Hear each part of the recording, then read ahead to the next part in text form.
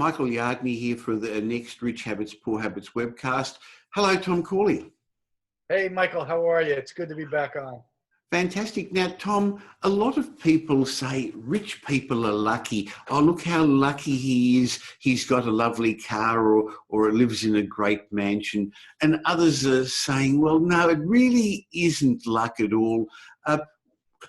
Tell me, in your study of the rich people and the poor people and rich habits and poor habits, how much has luck got to do with people's success? Luck is a requirement. It's a prerequisite. You have to have luck. The thing is, Michael, when you talk to people who aren't rich, you know, the poor, the middle class, they believe that wealthy people are wealthy because of random luck. In other words, they're just lucky. They didn't do anything to create the wealth.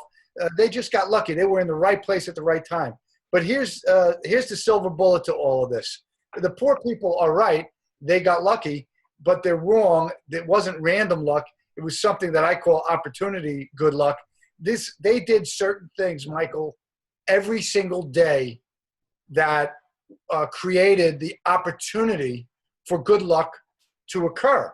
Now, there are some people where good luck doesn't happen and they don't become wealthy. Well, that's just the way it is. But you have to, at least from my research, if you want to be rich, you have to create the opportunity for good luck to occur. Well, let's look into that a bit further. So first of all, I think we have to already realise that we've won the lottery.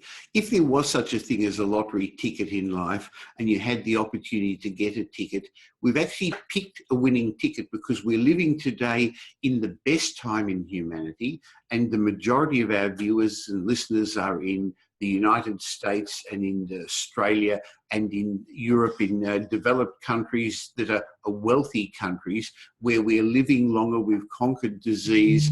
And while there are rich and poor, in general, still we've won the lottery in that we're living in a great time in great countries. But having said that, there's even more to it than that. I think wealthy people do create their own luck so to get to the next level. So tell me, Tom, how do they create their luck? What do they do? And how do they recognize it? Well, you know, this was all just research to me until I actually started following some of these rich habits. But, you know, one of the things that I found in my life was just by taking a page out of the Book of the Wealthy is if you pursue a dream, and that's something that you believe in and you're passionate about, maybe even that dream might be your calling in life. Like for me, it's writing and teaching. Well, when you pursue a dream, you might find your calling in life. You might find your main purpose. And that leads to good luck because here's why. So you're pursuing something you're really passionate about and you engage in it on a more frequent basis than you might, let's say, do with work. You know, work you're going to do maybe 8 hours, especially in a job that you don't like. You're going to be in and out of there 9 to 5, try and get the heck back home. But when you're pursuing a dream, something you're passionate about, my gosh, you can work 12, 14 hours a day. And so that's one thing. You're putting in more time. And when you put in more time to something that you're passionate about, you're going to learn more. You're going to become more of an expert. And the more you see, the more expertise, the more knowledge you gain, the better your skills get, the more opportunities you begin to see because your eyes open up. It snowballs, isn't it? And I think around that, Tom, you also start to develop some good habits. Yeah. So, I mean, habits are everything. And I started with the dream part, but you know, what's interesting about the dreaming is it kind of forces you to have to forge certain habits that make that dream a reality. I call them goal habits. You create or build goals around your dreams, and then you engage in those goals, those daily goals, habits every day. And when you're doing that every day, you're actually increasing the opportunity for success to happen because you're, you know, these habits don't require after a certain period of time. It might be a couple of weeks, might be a couple of months, but after a certain period of time, they don't require any willpower. So you kind of go on autopilot, or I call it the autopilot for success. When you have good daily success habits or rich habits, you're on autopilot for success. It's almost really difficult not to succeed when you have good, rich habits. Tom, I think another way people create their own luck is who they hang around with. Now, we've discussed that before, that successful people hang around with success-minded people and they build their network and they build their relationships. And they don't do it just to get something out of it at the end, but that's the end result, isn't it? That hanging around with positive-minded people elevates you and creates luck. Yeah, so, it's the birds of a feather kind of thing. People want to hang around with like-minded people. So if you're a success-minded, optimistic, enthusiastic, upbeat person, you're going to want to hang out with those same individuals. And guess who they happen to be, Michael? They happen to be very successful, wealthy people. And guess what these wealthy, successful people have? They have contacts. And those contacts open up doors, which creates what? More luck. So you want to associate with the right people because they will introduce you to their contacts, which is, being at the right place at the right time, kind of thing. As I've often said, it's not who you know, it's who you know knows. And I don't think I'm stuttering, Tom. I think wealthy people, successful people create their own luck by looking for opportunities. They're not closed-minded. Their reticular activating system's always out looking for new opportunities. Yeah, that's a big important point you made there. So when you're upbeat, optimistic, success-minded, those people generally are open-minded. Why are they open-minded? Because closed-minded people are shut off from learning and from growth. And success-minded people are open-minded because they want to learn more. So they might be open-minded to some idea that a closed-minded person would shut it down immediately. Well, because they're open-minded and they're interested in new ideas and what you think, what I think, they are able to see more opportunities. Their brain is open to more ideas and influences. And look, if you're going to be open-minded, you're going to see more things. Your ideology won't hold you back from success. You're going to see more opportunity. Tom, I think successful people also create their luck by taking risks, while the poor and the not so successful are afraid and stay locked in their little comfort zone. Successful people take calculated risks. Yeah, this calculated or educated risk, this is all about doing homework. The successful people, yeah, they have no problem taking risks, but the risk they take is a lot different than poor people, the middle class people. They're taking speculation risk or uneducated risk. The self-made millionaires, when they take risk, it's always a risk that they've spent maybe 3 to 6 months, maybe a year, understanding, 360 degrees of what that risk entails. See, this is important because when something goes wrong, they've already anticipated it. This is what could possibly go wrong by me taking this risk, and this is what I will do in response to that thing going wrong. So they take these calculated risks or educated risks, and they really know exactly what the possible pitfalls are, and they're ready to respond to any obstacles or potholes that get in their way. Interestingly, Tom, we've discussed this next concept frequently before.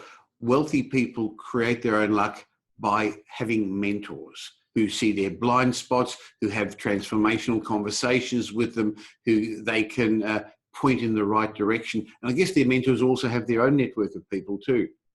They do. It's kind of similar to the building, the rich relationships, rich habit.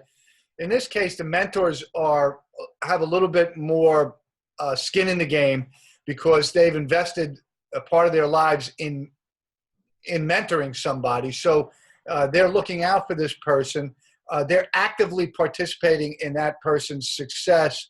And so when they see an opportunity to help a mentee, they'll reach out to the mentee and say, hey, I think you should do this, or I think you should do that. Boy, wouldn't that be great, Michael, if we had that kind of mentorship, everybody, where somebody's got our back and is looking to help us become more successful, and so mentors bring luck into our lives by introducing us to opportunities, to people, opening up doors and things like that. But Tom, it works both ways because yes, I've personally grown significantly because I have got good mentors and I've got people like you in my mastermind group that get me to the next level. But I think also as a mentor myself, have you found in your case as a mentor, it's opened up new opportunities and created luck for you too? Oh, it sure does. I mean, there's some of the people that follow me and that I've been mentoring over the last, I don't know, 5 or 6 years. They've reached out to me and introduced me to people who are huge in the huge media people, huge in the podcasting industry, radio hosts. And I give you an example. One of the individuals who was in my study, he fell victim to the 2008-2009 recession. He was running the commodity desk at a big bank, big international bank. And he got fired and he called me and he said, hey, he was one of the few that knew he was involved in my study. He said, hey, Tom, you might want to take me off your rich habits list because I just got fired. Now, this is a guy, Michael, that had $7 or $8 million. So he was just, he's being a little bit sarcastic there. He had nothing to worry about. He didn't even have to go back to work. But I said, boy, you seem almost jovial, like you're not worried at all. And he said, no, I have absolutely no worries. He said, I'm going to take about 3 or 4 weeks off. Then I'm going to make a few phone calls and start working again.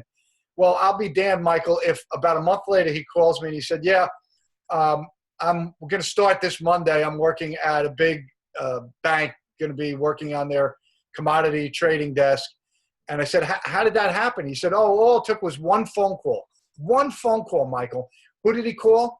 One of the mentees, one of the individuals that he mentored for about 15 years, who he helped get another promotion, another job at a competitor.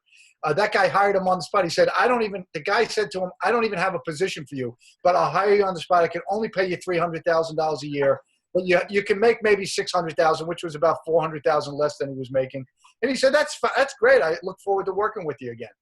Amazing. I guess there's another message there also that successful people create their own luck by being upbeat and by being positive rather than being negative, because bad things happen. And I guess if we talk about luck today, bad luck happens to us all, but you're allowed to get unhappy for a while. You're allowed to feel guilty for a while, a short while, and then you've got to find some useful beliefs and suddenly turn upbeat again, don't you, Tom?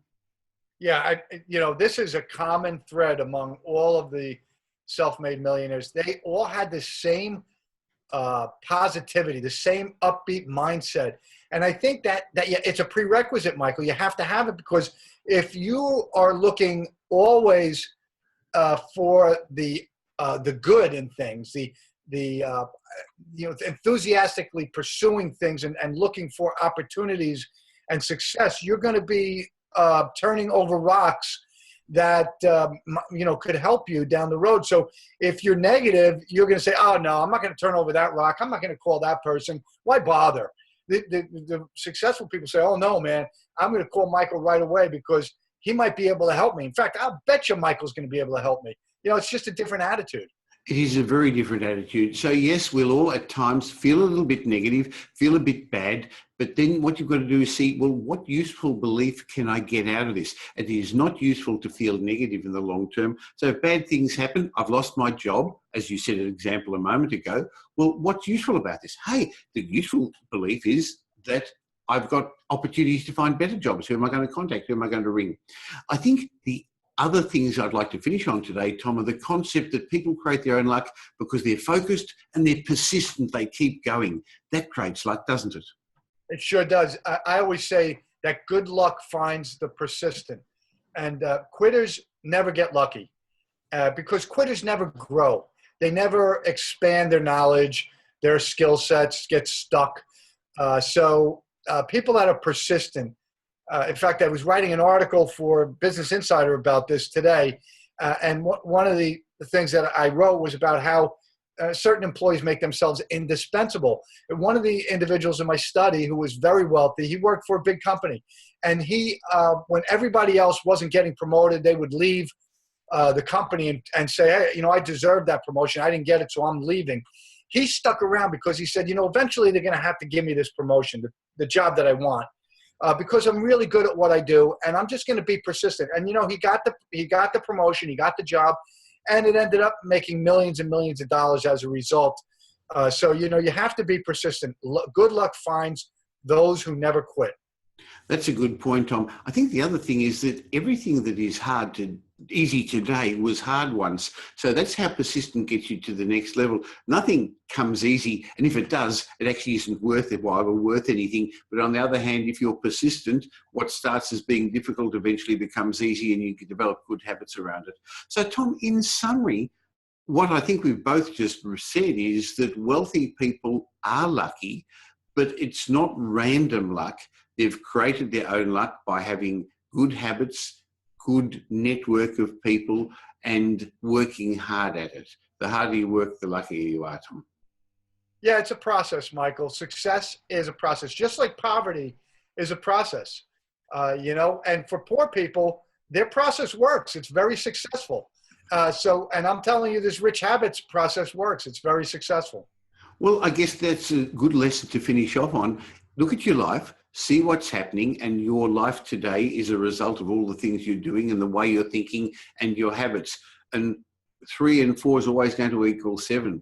And if you want to make it equal 9 or 10, you're going to have to change one of those things that you're doing to get the end result. And maybe a really good way to start is reading Tom's and my book, Rich Habits, Poor Habits, so that you can understand the way wealthy people think and the way wealthy people act and believe, and then use them as your mentors. So just go to richhabitspoorhabits.com and you can either get an ebook or a physical book. And Tom, I look forward to catching up with you again next week when we have another one of these sessions. Yeah, me too, Michael. I love our little talks.